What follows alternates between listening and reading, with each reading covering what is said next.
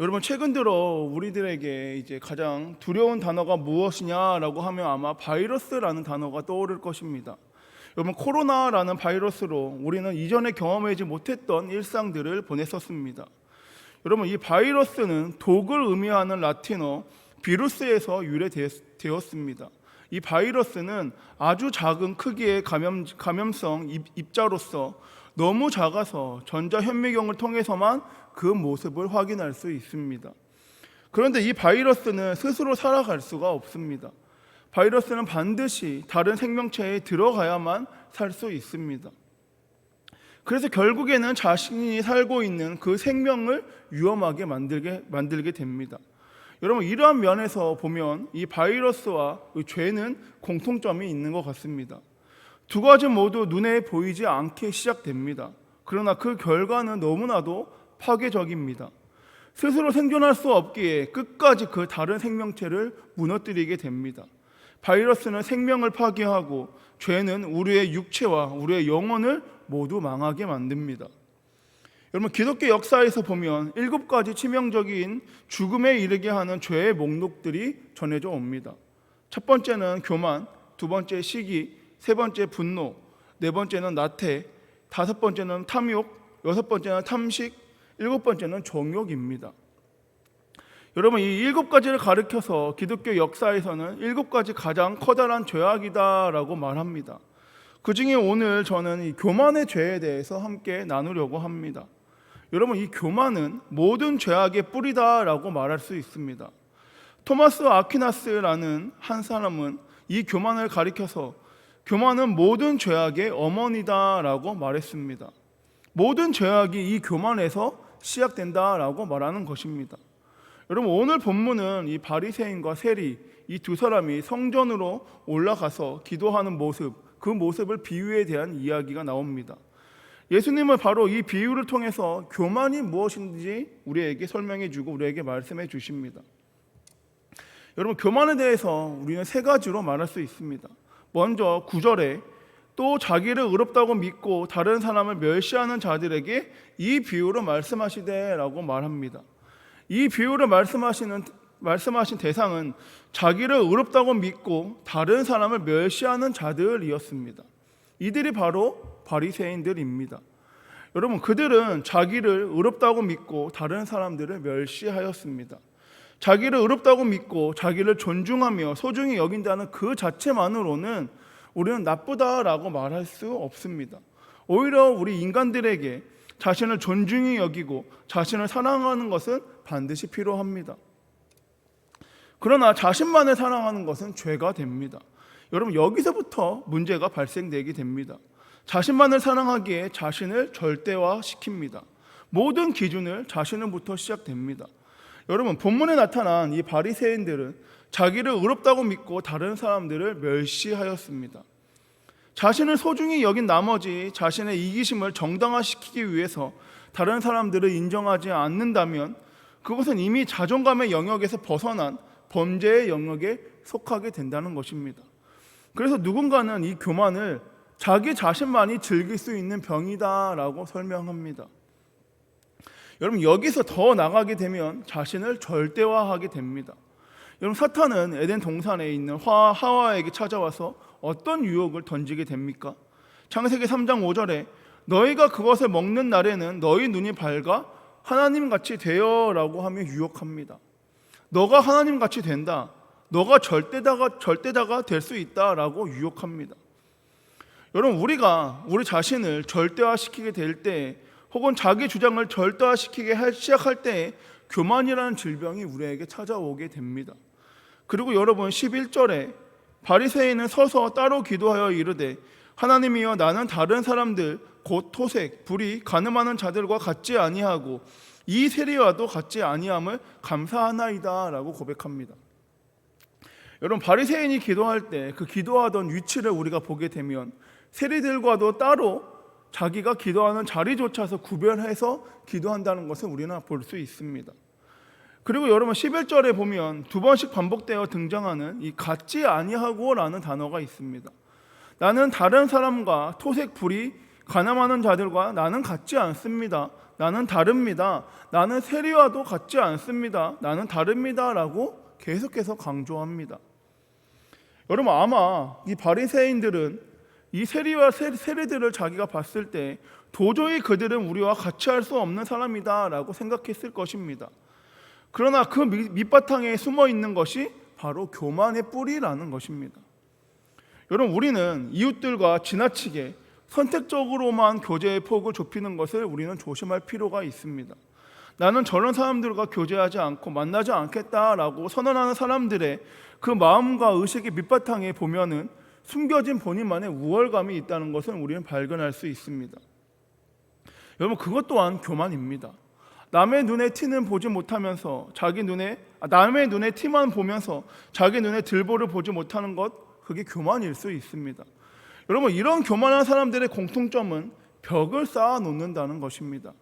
이웃들과 나 사이에 계속해서 벽을 쌓게 됩니다.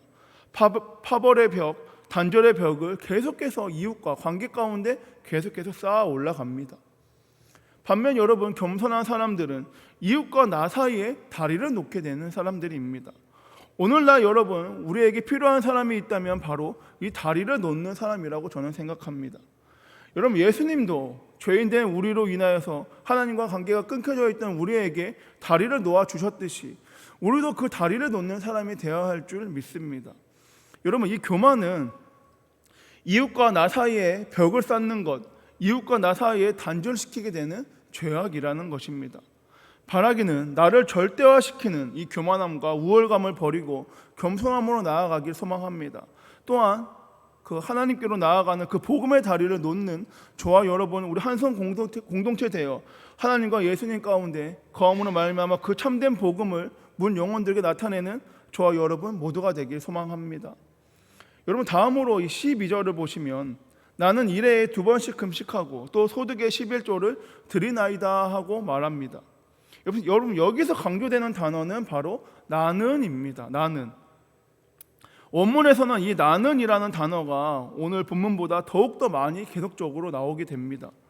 나는 다른 사람들과 토색, 불의, 가늠하는 자들과 나는 같지 않습니다. 나는 이 세리와도 같지 않음에 나는 감사합니다. 나는 일해에 2번씩 금식하고 또 나는 소득의 11조를 드리고 있습니다 라고 말합니다. 여러분, 이것을 기도라고 말할 수 있을까요? 이것은 기도가 아니라 자기 자랑으로 우리는 볼 수 있습니다. 기도의 형태를 빌리고는 있지만 하나님 앞에서 자기 자랑에 몰두하고 있는 이 바리새인의 모습을 우리는 볼 수 있습니다. 여러분, 우리의 기도의 대상은 누구입니까? 우리의 기도의 대상은 하나님이어야 합니다. 하나님, 이 죄인을 불쌍히 여겨 주시옵소서. 하나님, 역사하여 주시옵소서. 오직 하나님의 뜻만을 구하며 나아가게 하여 주시옵소서라고 기도하며, 당연히 하나님이 우리의 주어가 되어야 할 기도에 주어가 뒤바뀌고 있는 모습은 우리가 지금 볼 수 있습니다. 자기 의식에서 벗어나지 못하고 있는 이 바리새인의 모습, 죄악된 모습을 우리가 볼 수 있습니다. 여러분, 우리에게 있는 기도의 목적이 무엇입니까? 여러분, 기도는 단순히 내가 원하고 내가 바라는 것을 얻어내는 수단이 아니라는 것입니다. 기도는 하나님과 대화하고 하나님과 교제하고 하나님의 뜻을 구하며 나아가는 시간이 기도인 줄 믿습니다. 여러분, 예수님의 마지막 기도처럼 내 뜻대로 마옵시고 하나님의 뜻대로 하옵소서라고 기도하면서 오직 하나님의 뜻만을 구하며 나아가는 것, 또한 그 뜻 가운데 순종하며 나아가는 저와 여러분 모두가 되길 소망합니다.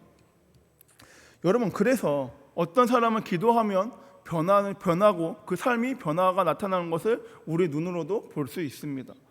기도하면서 하나님의 뜻을 알아가고 그 뜻 가운데 기쁨으로 순종하며 나아갑니다. 그래서 기도를 하면 인생의 변화가 찾아오는 사람들을 우리가 볼 수 있습니다. 그런데 여러분, 반면으로 기도해도 변하지 않는 사람들을 보게 됩니다. 그 사람들의 기도가 우리가 계속 보게 되면 변하지 않는 사람들을 보면서 그 사람들의 기도에 문제가 있다는 것 또한 우리가 알 수 있습니다. 여러분, 기도 속에서 자기를 내어놓을 수 아는 사람, 내 속에 있는 죄와 내가 숨기고 있던 내 속에 있던 상처를 살아계신 주님 앞에 있는 그대로의 모습을 드러내고 하나님의 도우심과 자비와 긍휼만을 구하며 나아갈 때 어떻게 그 사람 속에서 변화가 일어나지 않을 수 있겠습니까? 그러나 여러분, 변화가 되지 않는 사람들을 보면 자기를 하나님 앞에서도 숨길 수 있다고 생각하고 착각하는 사람들입니다. 포기하지 않은 교만이 그를 지배하고 있는 모습으로 말미암아 하나님 앞에서도 기도하면서 자기의 모습을 계속 숨기며 기도합니다. 여러분, 이러한 교만은 어떠한 결과가 찾아옵니까? 오늘 본문에 의하면 이 교만의 결과는 기도가 응답될 수 없다라는 것을 우리가 알 수 있습니다. 결국 하나님의 도우심을 받을 수 없는 상태에 나타나게 된다는 것입니다. 14절 상반절에 내가 너희에게 이르노니 이에 저 바리새인이 아니고 이 사람이 의롭다 하심을 받고 그의 집으로 내려갔느니라 라고 말하고 있습니다. 여러분, 바리새인이 아니라 세리가 오히려 의롭다 하심을 받았다라고 말합니다. 그런데 여러분, 그럼 세리는 어떠한 기도를 드렸습니까? 13절에 보시면 세리는 멀리 서서 감히 눈을 들어 하늘을 쳐다보지도 못하고 다만 가슴을 치며 이르되 하나님이여 불쌍히 여기소서 나는 죄인이로소이다 하였느니라 라고 기도합니다. 여러분, 세리는 바리새인과 대조적으로 자신의 의는 아무것도 없으며 나는 오직 죄인입니다 가슴 아파 기도하고 있는 모습을 우리가 볼 수 있습니다. 아마도 이 세리는 예수님을 통해서 하나님을 새롭게 만났을 것입니다. 하나님을 만나고 나 자신을 다시 한번 돌아보니 그동안 자신의 삶이 너무나도 잘못되어 있다는 것을 알아차렸을 것입니다. 강제로 세금을 거두었고 속에서 거둔 것을 쌓아놓았던 자신의 모습들, 또한 그 방탄된 삶을 살았던 모습들을 보게 되었습니다. 그러다가 예수님을 만나 하나님을 새롭게 알게 되니 그 모든 것들이 죄악임을 깨닫게 되었고 죄악들이 하나하나 깨닫고 모든 것을 하나님 앞에 간절히 구하는 모습을 우리가 보게 됩니다. 그래서 그는 가슴치며 기도할 수밖에 없었을 것입니다. 이제 과거에 죄악된 모든 삶을 청산하기 원했을 것입니다. 여러분, 이 세리의 기도와 바리새인의 기도를 보면 너무나도 대조적인 기도라는 것은 우리가 알 수 있습니다. 바리새인은 입만 열면 자신의 의를 내세웠고 세리는 주여 나를 불쌍히 여기소서 주문과 같은 기도가 아니라 정말 가슴 아파하면서 하나님 앞에 나아가는 모습을 우리가 볼 수 있습니다. 여러분, 바라기는 이러한 모습이 저와 여러분 우리에게 필요한 기도의 자세인 줄 믿습니다. 또한 14절 하반절에 무릇 자기를 높이는 자는 낮아지고 자기를 낮추는 자는 높아지리라 하시니라 라고 말하고 있습니다. 여러분, 본문에 보시면 무릇 자기를 높이는 자는 어떻게 된다고 말하고 있습니까? 낮아진다라고 말합니다. 성경에 보면 우리가 주체인 것처럼 보이지만 원래는 이 수동적인 의미를 갖고 있습니다. 그래서 우리는 이것을 신적 수동태라고 말하며 결국 이 모든 것은 하나님이 주체라는 뜻입니다. 여러분, 우리의 삶의 주도권은 우리가 진 것 같지만 우리의 높아짐과 우리의 낮아짐, 우리의 흥망성쇠가 전적으로 하나님께 달려있다라는 것입니다. 세상의 방법은 자기 자신을 자랑함으로 내가 높아지는 것이 세상의 방법입니다. 하지만 하나님 나라의 방법은 겸손함이며 낮아지는 것입니다. 낮은 곳으로 가서 다른 사람들을 섬기는 것이 하나님 나라의 방법입니다. 여러분, 하나님은 교만한 자를 대적하시되 겸손한 자들에게는 은혜 주시기를 원하시는 분입니다. 자기를 높이는 자에게는 낮추시고 자기를 낮추는 자는 높이시는 것이 하나님의 방법입니다. 여러분, 겸손은 하나님의 도우심을 받을 줄 아는 사람, 그리고 겸손은 하나님의 도움도 받을 줄 아는 사람, 또한 그 모든 것이 겸손일 줄 믿습니다. 여러분, 누군가가 겸손한 사람을 이렇게 아름답게 표현하였습니다. 겸손한 사람은 한 손으로 하나님의 손을 붙들고 하나님의 도우심을 구하면서 주의 손을 붙들고 또 한 손으로 내 이웃의 손을 붙들고 인생을 따뜻하게 걸어가는 이 사람이 바로 겸손한 사람이다라고 말합니다. 여러분, 그럼 교만한 사람은 어떠한 사람입니까? 하나님의 손을 뿌리치고 이웃들의 손도 뿌리치고 고독한 파멸을 향해서 달려가는 사람이 교만한 사람입니다. 여러분, 이 모든 선택은 저와 여러분 우리에게 달려 있습니다. 내가 이 교만을 넘어서서 주 앞에 참 겸손한 자로 은혜를 받기 위해서는 세리의 자세로 우리가 돌아가야 합니다. 그렇다면 우리가 겸손하기 위해서 우리는 어떻게 해야 합니까? 오늘 본문에서 예수님께서 가르쳐 주신 그 이 겸손에 대한 교훈이 바로 이것입니다.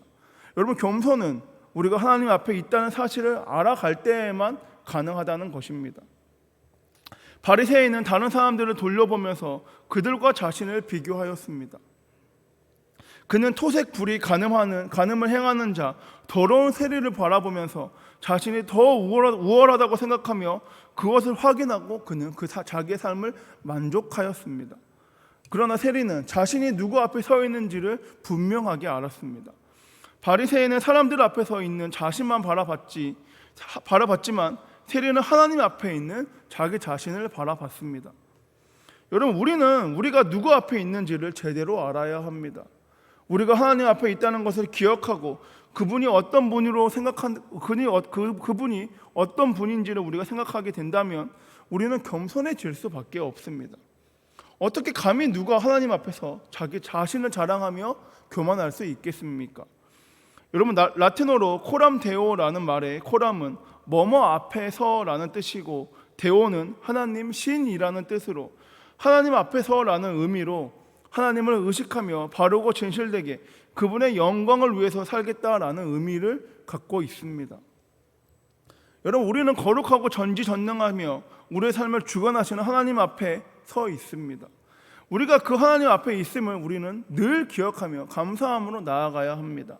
아무것도 아닌 것으로, 쓸데없는 것으로 교만한 마음이 우리 마음 가운데 생기려 하는 그 순간 나에게 그 모든 것을 허락하신 하나님을, 또한 죄인 되는 우리를 의인으로 죽음에서 생명으로 역사해 주시는 그 하나님을 기억해야 한다는 것입니다. 그러면 우리가 좀 더 낮은 마음으로, 낮은 자세로, 겸손한 마음으로 나아가게 될 줄 믿습니다. 말씀을 정리하겠습니다. 여러분, 우리가 꼭 기억해야 하는 것이 있습니다. 우리가 의롭기 때문에, 우리가 똑똑하기 때문에, 우리가 더 잘났기 때문에 하나님이 우리를 쓰시고 우리에게 죄인된 우리를 의인으로 바꿔주시는 것이 아니라는 것입니다. 오히려 우리가 더 약해지고 더 낮아지고 마음으로 더 겸손해질 때에, 그럴 때 주께서 우리에게 은혜를 베푸시고 우리를 더욱더 사랑하시사 우리를 사용하게 될 줄 믿습니다. 그러므로 세리처럼 참으로 가난한 마음으로 상하고 애통하는 심령으로 우리 주님께 기도함으로 말미암아 나아가 승리하는 저와 여러분 모두가 되길 소망합니다. 또한 우리의 전지전능하시고 우리의 창조주 그 하나님께만 은혜를 구하며 나아가 하나님의 뜻을 하나님의 때에 하나님의 방법으로 나타내고 이루시는 저와 여러분, 우리 한성 공동체 모두가 되길 소망합니다. 기도하겠습니다.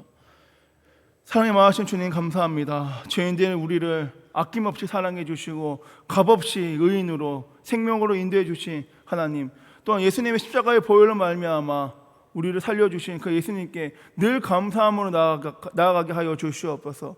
하지만 주님, 우리 안에 죄의 뿌리로 말미암아 교만의 죄가 나타나곤 합니다. 교만함으로 말미암아 우월하고 사람들에게 교만함으로 말미암아 사람들을 차별하는 모습들이 우리에게 생기곤 합니다. 주여, 그 모든 모습들을 주님 앞에 고백하며 나아가기 원하오니 용서하여 주시옵고 더욱더 낮은 모습으로, 더욱더 낮은 자세로 나아가 주님께 은혜를 받으며 주님의 뜻을 나타내는 우리 한성 공동체 모두가 되기 원하오니 역사하여 주시옵소서. 이번의 말씀 살아계신 예수님의 이름으로 기도합니다. 아멘.